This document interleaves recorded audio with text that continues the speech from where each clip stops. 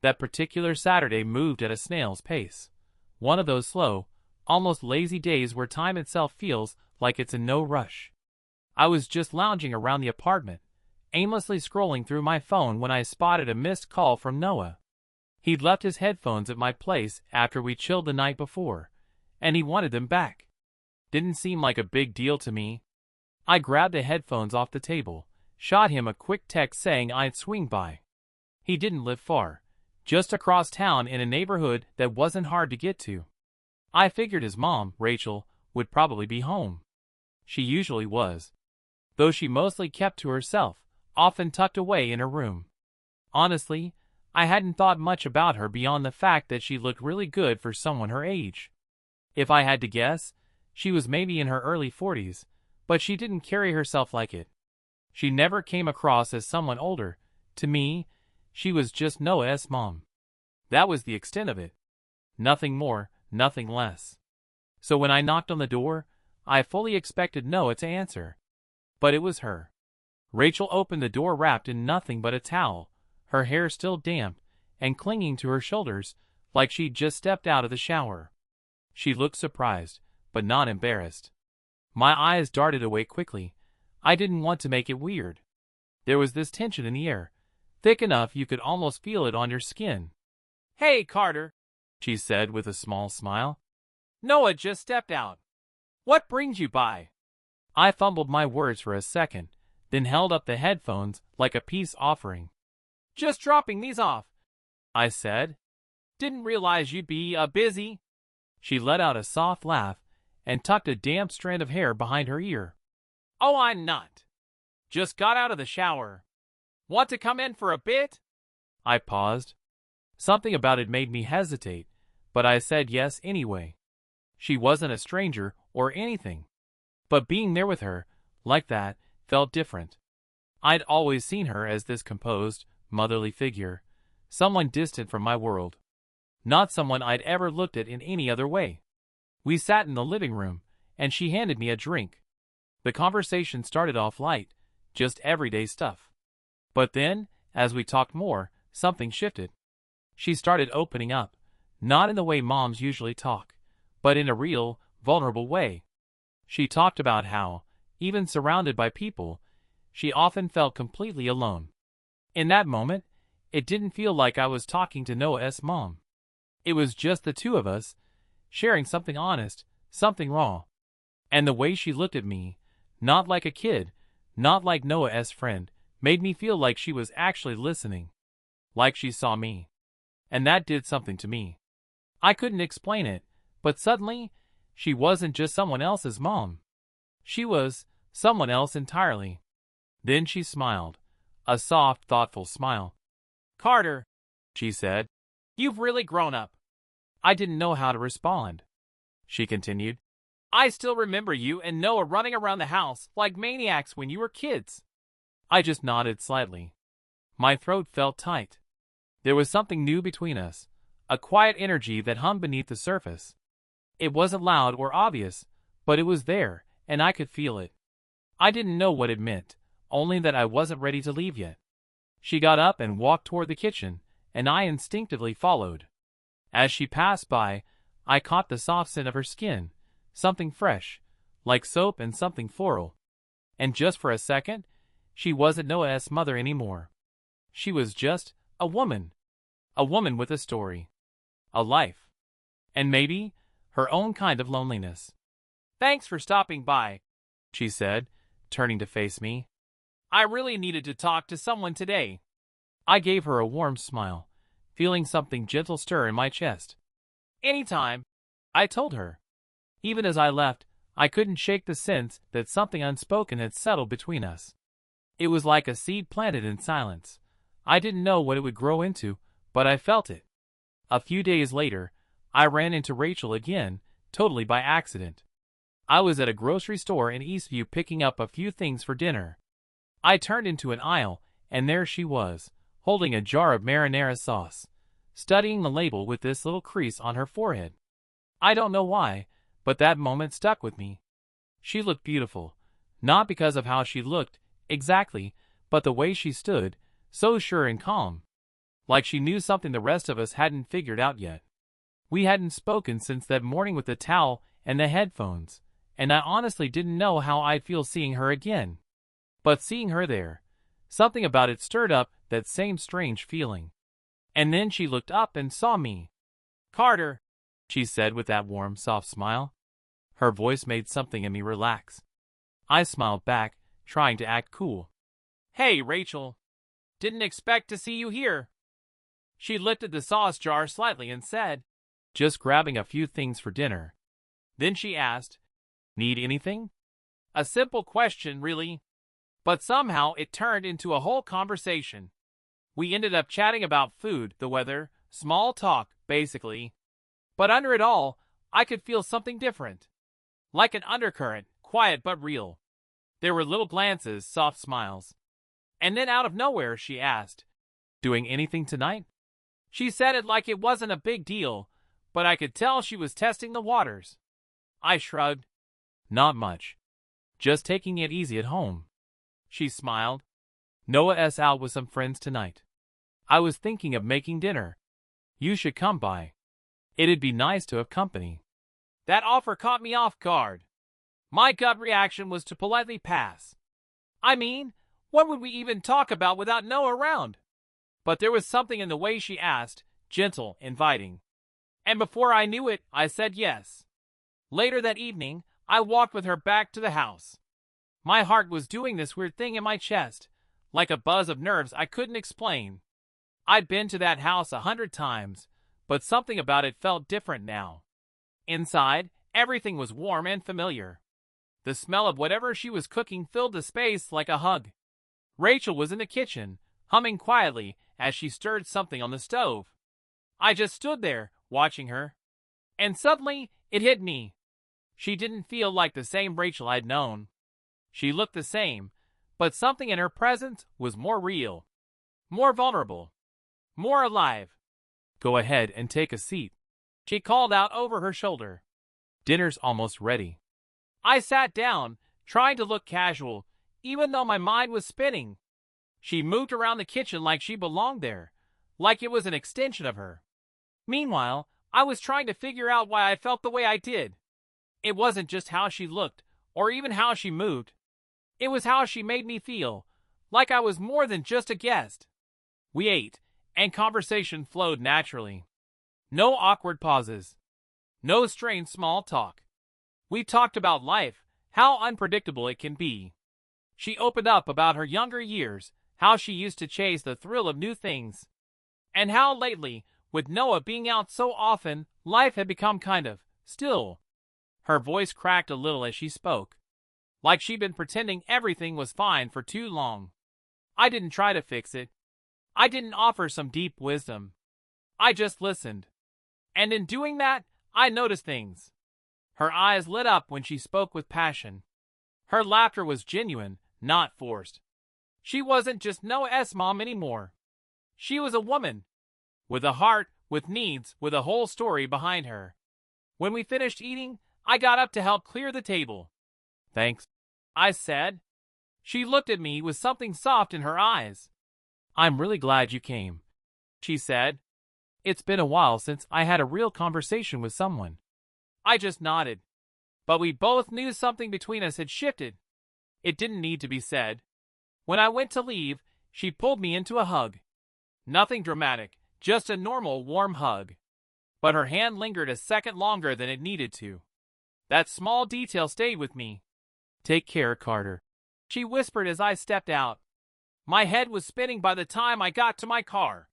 That night wasn't supposed to mean anything. And yet, it stirred something inside me. She hadn't crossed any lines, hadn't done anything inappropriate.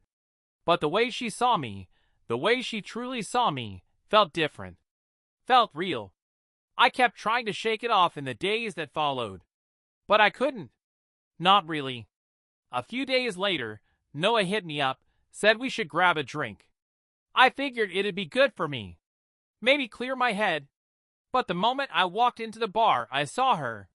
Rachel. Sitting at the counter with two of her friends. She noticed me right away, smiled, and gave a small wave. I waved back without thinking.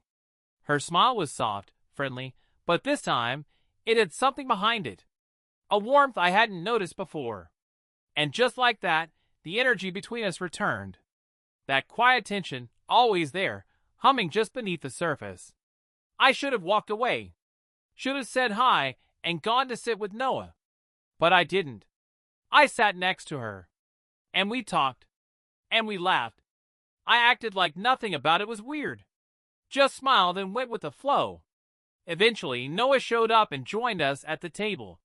The three of us sat there chatting, mostly about old school stories, dumb stuff we used to do, that kind of thing. But even with the noise around me, my mind kept drifting. And every time Rachel glanced my way, I felt it, that quiet shift between us. That something. Her laugh, her looks, they stirred something in me I couldn't quite explain. Like there was a thread connecting us, tight and invisible, and neither of us was ready to tug on it. But we both knew it was there. Then Noah got up to grab another round of drinks, and it was just me and her sitting there. I hadn't meant to say anything, but the words sort of slipped out. "So, how have you really been, Rachel?" She paused. Her smile dimmed a little, and something real flickered in her eyes. "I'm all right," she said softly. "Just been feeling a little alone, I guess." That hit me harder than I expected. It felt like she peeled something back, like she let me peek behind a curtain I didn't even know was there. And what I saw wasn't just Noah's mom anymore. It was her. Just her.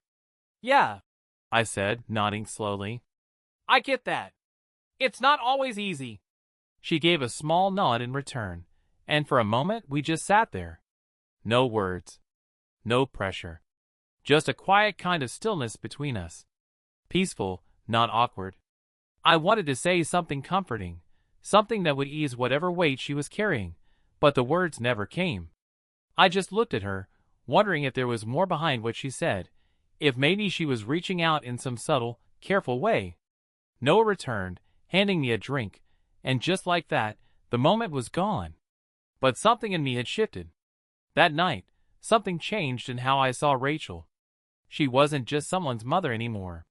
There was this kind of quiet glow around her now. A dangerous one. Later, when we all called it a night, I walked Noah to his car. But my mind was back at that table with her, playing that little conversation over and over.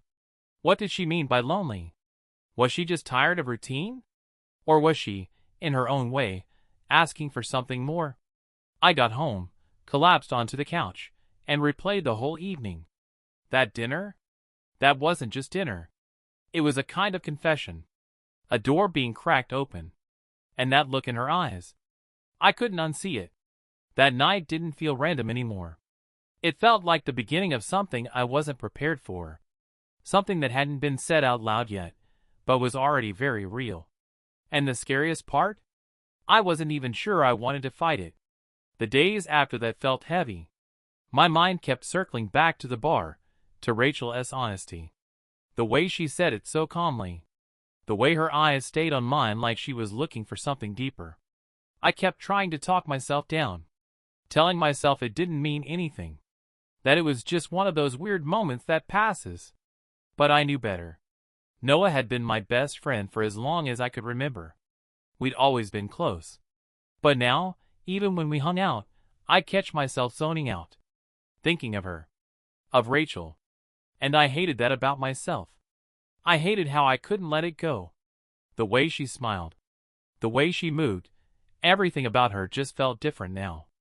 That Saturday, I decided I needed to clear my head. I called Noah and asked if he wanted to hit the park and shoot some hoops, just like the old days. Maybe getting my body moving would help quiet the storm inside me. When I showed up, he was already there, warming up his shot. He glanced over, grinning. "About time. You're late," he said, tossing me the ball. I chuckled and shrugged. Had something I had to deal with. We played for about an hour, talking trash, trying to outscore each other like we used to. But my mind wasn't in the game. It was somewhere else, somewhere quieter, warmer, and way more confusing. After a while, we flopped down on the edge of the court, catching our breath. Then, out of nowhere, Noah asked, "You think my mom's doing okay?" I looked over, surprised. What do you mean? He wiped sweat from his brow. I don't know. She's just been kinda off lately. Quieter than usual. Not like herself. That landed harder than I thought it would. I'd always seen Rachel as calm, in control, someone who didn't really bend. But maybe I'd been wrong. Maybe I'd just never looked closely enough. I guess. I don't know, I muttered, keeping my tone light. Have you talked to her about it? He shook his head. Tried to. She brushes it off. Says she's fine. But I can tell she's not. I didn't know what to say. Part of me wanted to just tell him everything. About what I felt. About that look in her eyes. About how something inside me had changed. But I couldn't. Not yet. Maybe not ever. Maybe she just needs some time to herself, I offered, trying to sound casual. Yeah, maybe, he said. But I could tell from his voice he wasn't buying it. We finished up and headed back to his place. My gut felt tight the whole time, like I was walking straight towards something I couldn't control. When we walked in, Rachel was on the couch flipping through a magazine. She looked up and smiled like everything was perfectly normal. Hey, boys, she said kindly. But her smile didn't reach her eyes. I saw the fatigue behind them, the way her posture stayed just a little too straight. Hey, Mom, Noah said, flopping down beside her. You doing all right? I asked, trying to keep it light. She hesitated, then nodded. Just one of those long weeks, you know? She brushed it off like it was nothing. I didn't push, mostly because I didn't know how. My chest felt like it was pounding harder than it should have been, so I wandered into the kitchen for some water, just to catch my breath. That's when I heard footsteps. Rachel stood in the doorway, arms crossed lightly across her chest.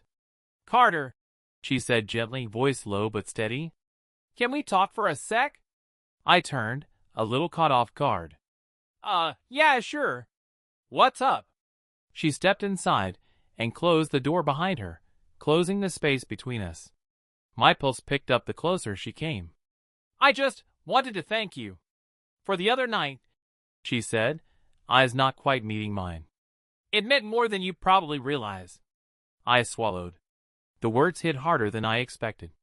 Of course, I said quietly. Anytime. You know I'm here if you need someone. She nodded slowly, and for a second, we just stood there in this thick silence. Not awkward, but full of everything we weren't saying.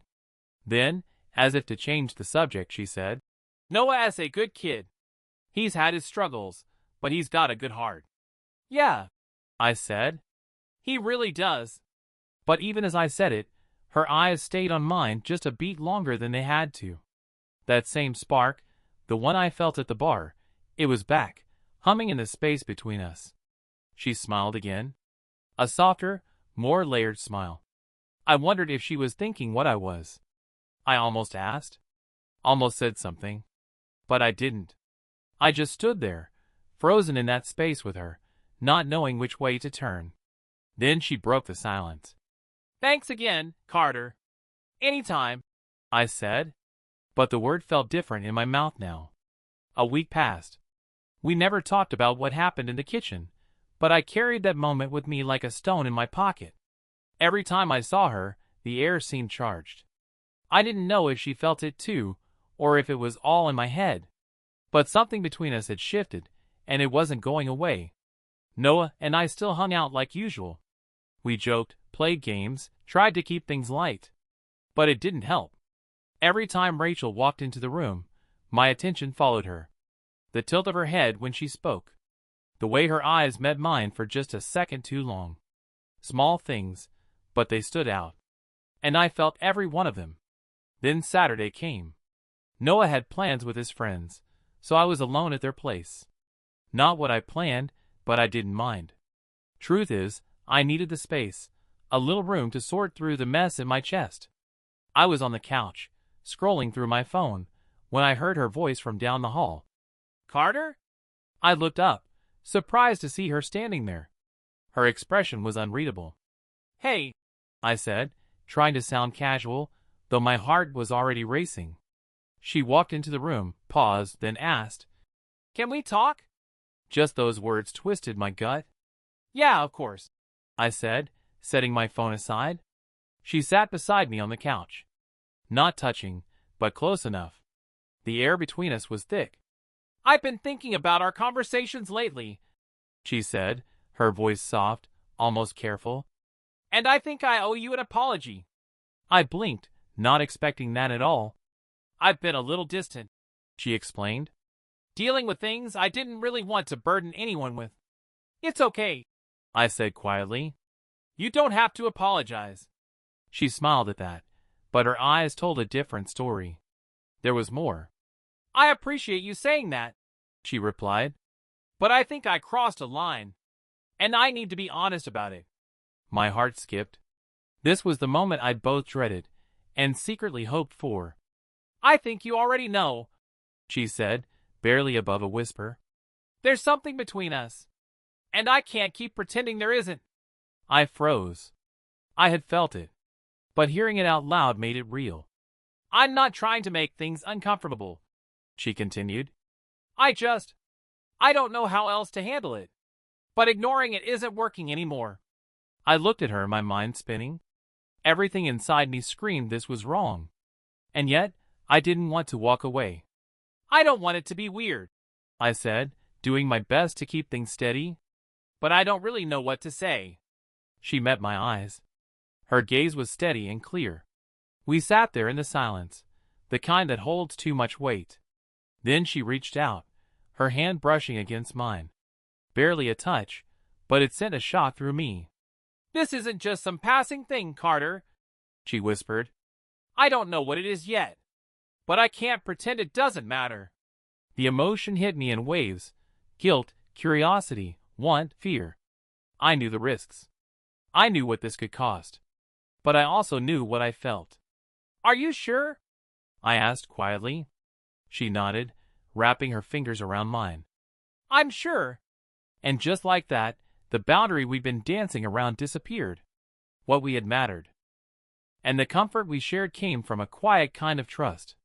The kind that lets you show someone everything, while keeping it hidden from the rest of the world.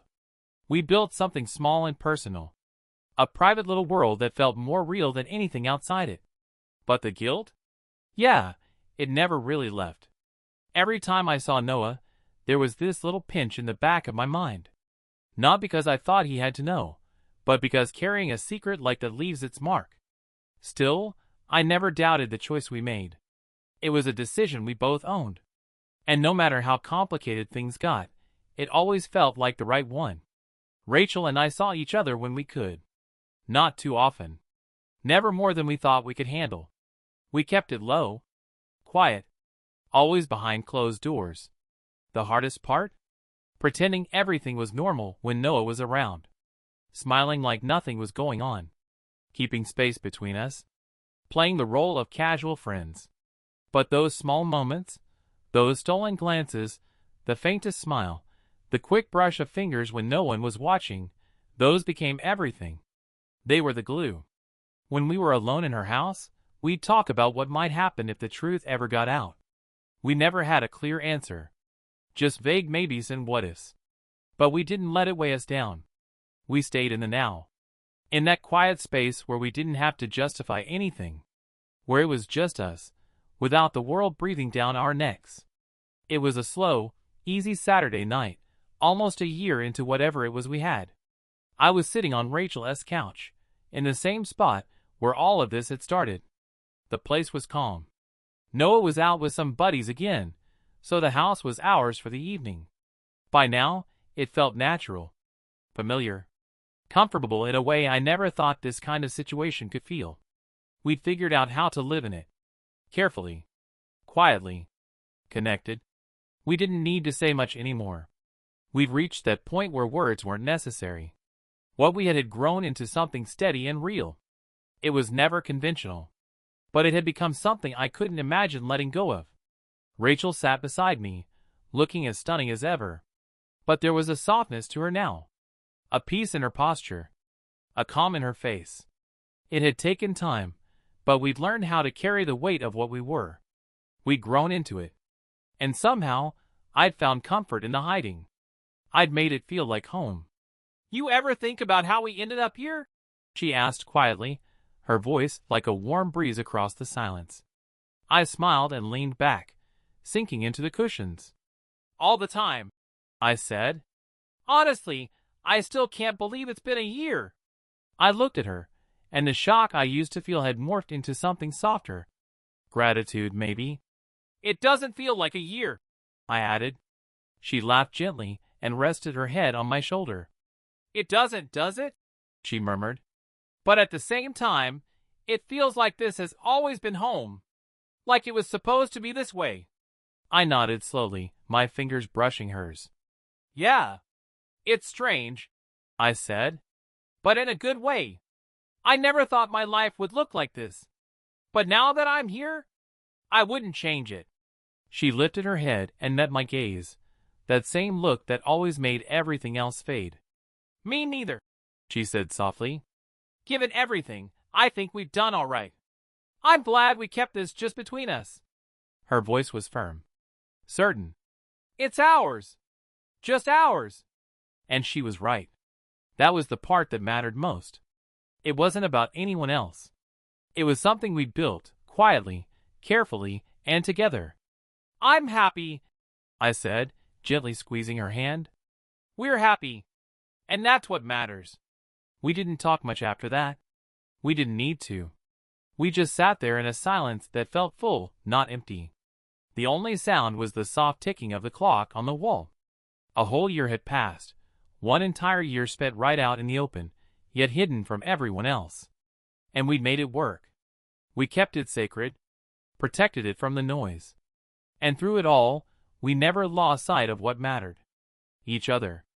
As the night wore on and the sky outside deepened into that late evening blue, one thought settled clearly in my mind. This is how I want things to stay. It wasn't perfect.